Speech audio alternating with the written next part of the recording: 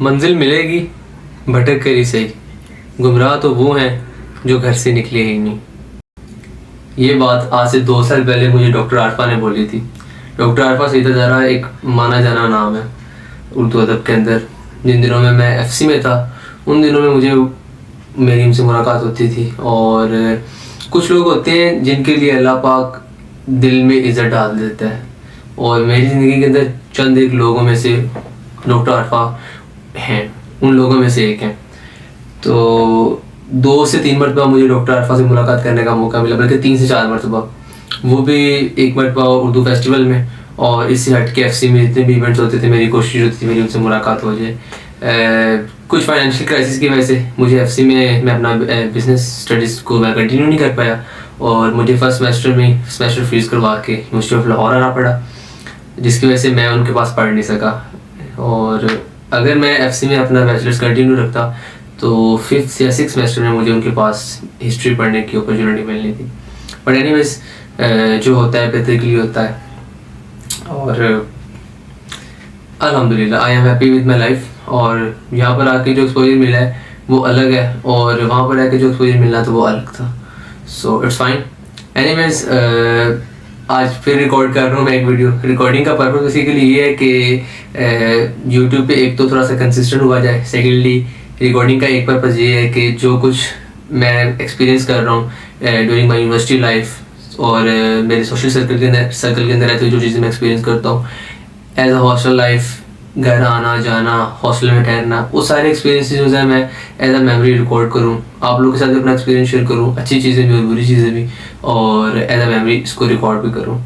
So past 3 to 4 days बड़े hectic गुजरे हैं। हेक्टिक कुछ इस तरह से गुजरे हैं कि आप लोगों में से मेजोरिटी लोग ऐसे होंगे जिनको पता होगा कि मैं हर वीकेंड घर चलता हूँ। तो इस वीकेंड जब मैं घर गया हूँ तो अनफॉर्चुनेटली खैर, घर जाने से पहले की भी एक स्टोरी है। स्टोरी कुछ इस तरह है कि आप लोग आइडिया होगा कि 6 और 7 तारीख को हमारा इवेंट था LPS इंटर सेमेस्टर का जो टूर्नामेंट है 2025, जिसमें मैं as a social media manager head जो है ना अपना रोल प्ले कर रहा था।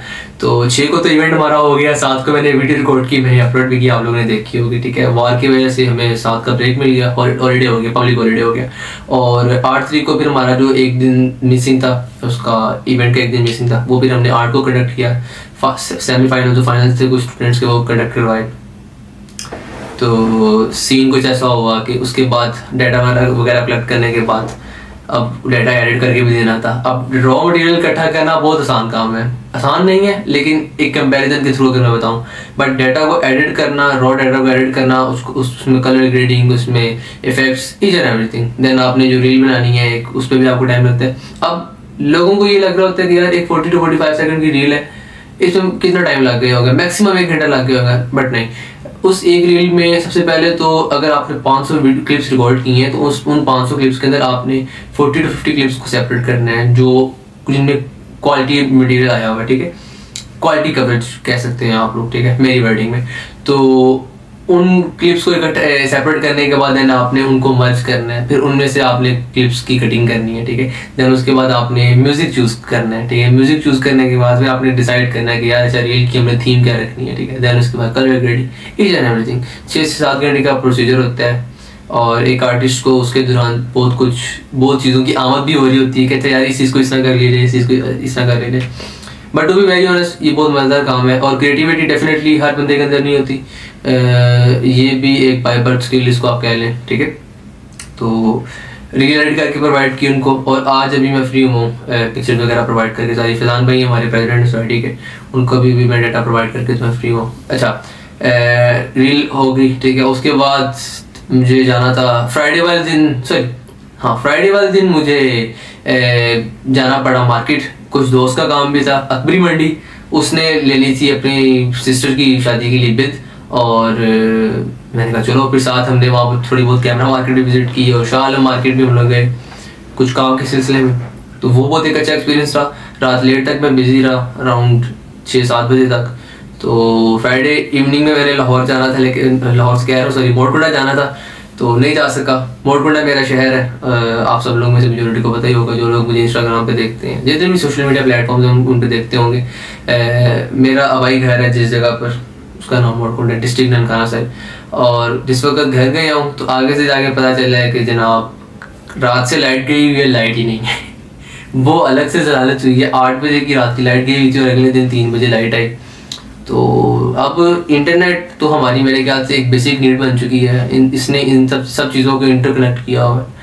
तो वो एक बहुत बढ़िया एक रेजिस्टेंस आ रही थी काम के दौरान कि यार लाइट नहीं है, इंटरनेट नहीं है, ठीक है। फिर आप घर गए हुए हो तो एक अजीब सा इन्वायरमेंट क्रिएट हो गया है, ठीक है। अगर यूपीएस वगैरह है, बैटरी वगैरह भी पड़ी हुई तो वो भी चार्ज कितने टाइम के लिए चार्ज है, वो कितनी देर चल जाते हैं पंखे उस पर। तो यार ये एक बहुत बड़ा फैक्टर था और माशाल्लाह से हम लोग लाने से भेज सकते हैं हमारे सिस्टम पे, ठीक है। चलो लाहौर जैसे बड़े शहरों में तो फिर भी कुछ पूछताछ होती है, लेकिन वहाँ पर तो यार इतना बकवास सिस्टम है कि अब लाइट गई है, 40-50 घर या 100 घर है, अब उनमें से किसी बंदे को कोई परवाह नहीं है, क्योंकि वो लोग ना इन सब चीज़ों को फेस कर करके वो लोग ढीठ हुए पड़े, आदी हुए पड़े इन सब चीज़ों। वो लोग कहते हैं चलो ठीक है, जिस तरह निज़ाम चल रहे तो ठीक है। But there are some people जिनकी कोशिश होती है कि यार एक्शन लेके चीज़ों को बेहतरी की तरफ लेके जाया जाए, ठीक है, इंक्लूडिंग माई फादर। तो अब फिर हमने वापडा वालों को कॉल की, उनकी कंप्लेन की, उनके अगेंस्ट एक्शन लिया, थोड़ा सा 3-4 घंटे लगा के ट्रांसफार्मर ठीक करवाया, लाइट आ गई है, एक दिन पूरा गुजारा। कुछ मेरे फैमिली रिलेटिव्स आए हुए थे, उनके साथ बेचा टाइम गुजरा। और देन एक दिन का पता मुझे चला, संडे इवनिंग आ गई और मंडे मॉर्निंग चूँकि क्लास होती है तो मंडे मॉर्निंग से उठा नहीं गया, मेरी पहली क्लास मिस हुई है।